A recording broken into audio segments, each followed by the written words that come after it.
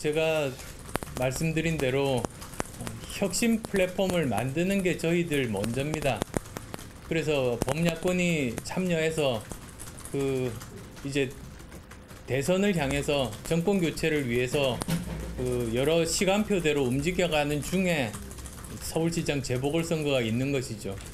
이제 본인께서 정치를 하겠다는 결심을 하셔야겠죠. 그리고 윤 총장님 같은 분이 이런 혁신 플랫폼에 오시면 야권에 커다란 도움이 될 겁니다. 지금 현 정부에 대해서 문제라고 인식하는 굉장히 많은 국민들이 윤석열 총장의 기대를 하고 있지 않습니까? 자, 안철수 국민의당 대표가 어제 이 국민의힘 전현직 의원들이 참여하는 마포 포럼에서 강연한 내용을 듣고 오셨습니다. 김원미 기자. 네. 지금 안철수 대표 얘기를 들으니까요. 네. 윤석열 총장한테 손을 내민 건가요? 그렇게 보이죠. 일단 좀 더 엄밀히 말을 하자면 강연 자체의 내용은 아니고요. 조금 전에 보신 건 이제 강연이 끝나고 그 자리에서 기자들이 나와서 이제 질의응답을 좀 진행을 해달라라고 얘기를 해서 네. 기자들이 이런 질문을 던집니다. 혁신 플랫폼을 강연 내용에 얘기를 했는데 그럼 윤 총장도 혁신 플랫폼의 그 대상입니까? 라고 물었어요. 그러니까 일단은 본인이 정치 결심을 해야 하고요. 라고 하면서 전제를 먼저 깝니다. 그러면서 한 얘기가 윤 총장 같은 분이 혁신 플랫폼에 들어오면 야권에 큰 도움이 될 것이다 라고 말을 했어요. 그러니까 사실 뭐 손을 내민 게 맞긴 맞습니다. 맞긴 맞고. 근데 여기서 사실 궁금한 게 단지 윤 총장한테만 손을 내밀었는가라고 해서 좀 더 알아봤는데요. 혁신 플랫폼의 형태가 뭐냐라고 기자들이 추가로 질문을 했거든요. 근데 이렇게 얘기를 합니다. 느슨한 연대서부터 새로운 당을 만드는 것까지 아주 넓은 스펙트럼을 생각을 하고 있다라고 얘기를 해요. 그러니까 그런 차원에서 사실 앞서서 안철수 대표가 뭐 신당 창당 얘기를 했다가 김종인 대표한테 오히려 뭐 비판을 받았었죠. 당 밖에 있는 사람이 뭐 당 안에 들어와서 얘기를 해야지 막 그랬었는데 사실 안철수 대표는 꼭 윤 총장뿐만이 아니라 지금 문 이렇게 넓게 펼쳐놓고 있는 걸로 보입니다. 신당 창당이든 뭐든 뭐 윤 총장이든 누구든 일단 야권 다 좀 모여서 크게 좀 같이 모여서 한번 일을 해보자라는 취지로 얘기를 한 걸로 보여요. 그리고 또 한 가지 관심이 있죠. 내년 4월 치러질 이 재보궐선거에서 안철수 대표가 과연 서울시장 후보로 나올 것인가 이 부분도 상당히 좀 관심인데 이동석 기자, 이 관련된 얘기도 있었어요?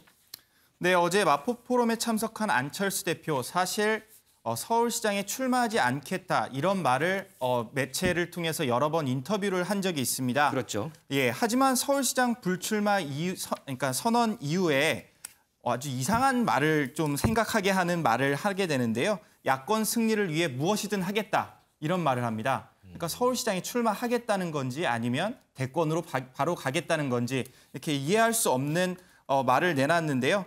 실제 제가 안 대표 최측근인 이태규 의원을 최근 만났습니다. 네. 예, 만나서 이런저런 얘기를 들어봤는데요.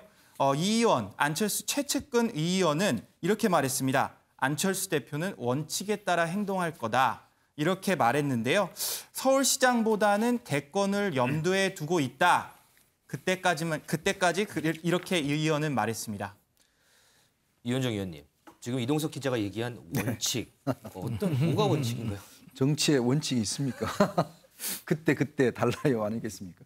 그러니까 아마 이제 안철수 이제 대표가 아마 제가 알기로 현역 정치인 중에서 당을 가장 많이 창당해 본 분일 것 같아요. 이번에 이제 신당 하면 5번이라고 그랬죠. 뭐 또 이제 아마 뭐 만드실 계획인 것 같은데 글쎄요. 이게 뭐 당을 이렇게 자주 만든다고 해서 좋은 건지는 저는 솔직히 모르겠습니다. 지금 뭐 혁신 플랫폼이라고 이야기를 하는데 글쎄요. 저도 잘 모르겠어요. 저도 정치부를 꽤 오래 정치권을 이제 봤는데 이 플랫폼이라는 이 이야기 자체는 어떤 당이라는 것보다는 그냥 연대를 형성하자 아마 그런 의미 같아요. 네네. 근데 지금 이제 이번에 그 국민의힘이 서울시장 경선 룰을 일단 정했지 않습니까? 그 정한 게 뭐냐면 1단계 같은 경우는 이제 국민 여론조사 100%로 일단 후보를 4명을 정하고 네. 2단계 하겠다는 뭐 그런 안을 제시를 해놨죠. 그러니까 만약에 필요하다면 안철수 대표도 들어와라, 와서 출마해라. 뭐 이런 이제 지금 하고 있는 것이고 안철수 전 대표는 내가 거기 갈 수 있냐?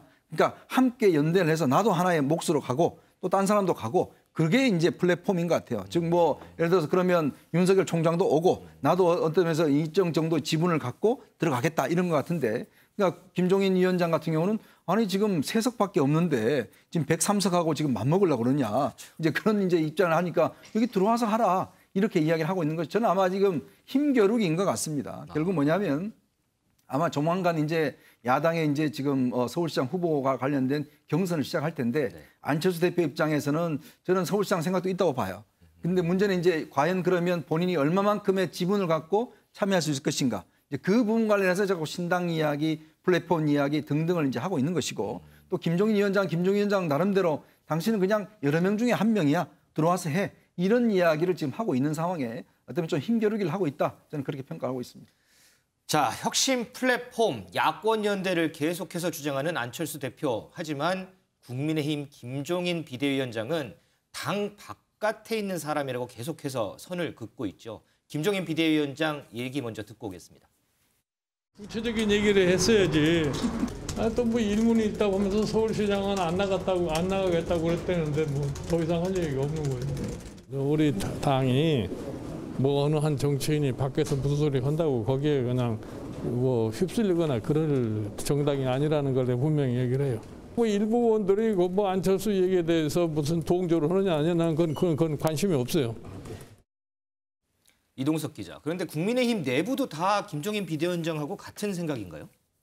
네, 일단 조경태 의원에게 직접 물어봤습니다. 당 중진 의원이죠. 먼저 듣고 오시겠습니다.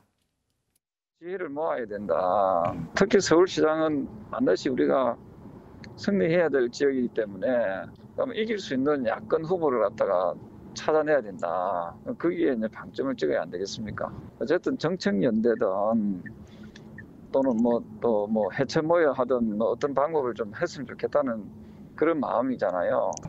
그리고 이제 우리 당이 30대, 40대로부터 아직까지 호감을 얻지 못하는 정당이면 틀림이 없고 그러면 뭔가가 변화가 있어야 된다. 네, 조경태 의원의 요지는 이렇습니다. 일단 서울시장에선 반드시 승리해야 된다. 그래야 대권에서 야권이 승리를 지어올 수 있다. 그러기 위해선 연대 필요성이 중요하다. 이런 거를 강조했는데요.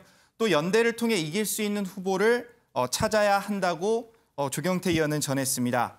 특히 3040 지지자로부터 지지를 받지 못하니까 당이 일단 혁신해야 된다며 혁신을 강조했는데요.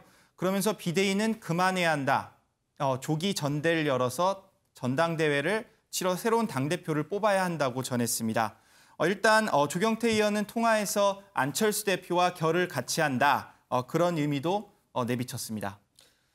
자, 우리 두 분의 시간을 좀 드릴게요. 지금 윤석열 총장이 얼마 전에 차기 대권주자 후보 선호도에서 1위에 올랐던 여론조사도 있었고요. 또 갤럽 조사를 봤더니 이낙연 대표, 이재명 지사하고 8%포인트 차에 3위까지 또 올랐더라고요. 보니까 대선 주자 반열에 저는 오른 것 같다라고 생각이 드는데, 자, 이런 상황에서 안철수, 윤석열 크로스 연대 가능하다고 보시나요, 이종훈 평론가님?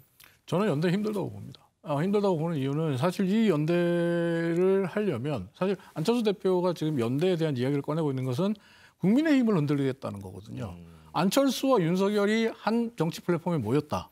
이러면 국민의힘에 있는 소속 의원들이 흔들릴 수밖에 없어요. 김정인 위원장 체제가 흔들릴 수밖에 없는 거예요. 그래서 정계 개편을 구상하고 있는 듯한 모습인데 여기에 대해서 정치 경험이 일천한 윤석열 총장이 좋아요. 라고 하고 정책 계산을 해서 들어간다? 이건 좀 힘들다고 보고 또 두 사람이 연대하기 위해서는 어떻게 본다면 두 분 다 안철수 대표는 본인은 문직이라고도 하겠다. 내가 대선에 꼭 안 나가도 된다. 이렇게 얘기를 하고 있습니다만 지금 그 말의 진정성을 100% 받아들이는 사람은 드물 겁니다. 그렇다면 결국 욕심과의 싸움이거든요. 이 욕심에서 해결 방법은 하나밖에 없습니다. 지지율이 더 많이 나오는 사람이 아름다운 양보를 하면 됩니다. 과거에 안철수 대표가 박원순 그렇죠. 전 시장에게 그랬던 것처럼. 그러면 윤석열 총장이 지지율이 더 앞서가기 때문에 내가 양보를 해야 되는 입장이에요. 그래야 연대가 성사돼요. 그렇죠. 가능할까요? 저는 어렵다고 봅니다. 이현정 의원님은 가능하다고 보시나요? 글쎄요, 뭐 이게 정치라는 게 뭐 항상 변화하니까 예측할 수는 없겠지만 어떤 면에서 보면 저는 안철수 대표 같은 경우는 오히려 지금 뭐 대권을 향해서 이야기하기보다는 지금 사실 세력이 많이 없지 않습니까? 그렇죠. 그러니까 그러기 위해서는 좀 세력을 키워야 돼요. 그렇다면 제가 볼 때는 아마 서울시장 출마가 현실적인 답일 겁니다. 그걸 통해서 사실은 그동안 여러 가지 안철수 전 대표가 국민들에게 실망을 줬던 부분들을 사실 그걸 통해 좀 회복을 해야 될 필요가 있을 거예요. 본인이 뭐 출마 안 한다고 저렇게 하는데 저는 아마 저거는 그냥 이야기 같고 조건이 갖춰진다면 충분히 할 수 있다라는 생각이 들거든요. 그러니까 어떤 면에서 한번 검증을 받아야 되는 상황이고 전 이 뭐 나중에 이제 윤석열 총장 문제는 사실은 내년 7월 달까지가 일단 임기이기 때문에 아직 이것은 대선과 관련된 변수이기 때문에 당장의 어떤 서울시장과 관련해서는 그 안철수 대표가 어떤 결심을 하느냐에 따라서 저는 본인이 좀 욕심 있다라고 한다면 난 나가겠다라고 이야기를 하고 국민의힘에 뭐 들어가서 아니면 국민의힘의 경선에 참여해서 할 수도 있는 거 같고 힘이 약하면 힘이 강한 데 가서 있는 게 정치는 그렇게 나쁜 게 아닙니다. 정치라는 게 자기 힘을 키워가야 되는 것인데 무조건 지금에 있어서 나 3석밖에 안 되는데 103석하고 뭐 우리가 50대 50을 하자? 이거 자체가 비현실적이죠. 좀 현실적인 방안. 저는 아마 그거를 아마 안철수 전 대표에게 말씀을 드리고 싶습니다. 알겠습니다. 안철수 대표의 앞으로의 행보 좀 지켜보도록 하겠습니다.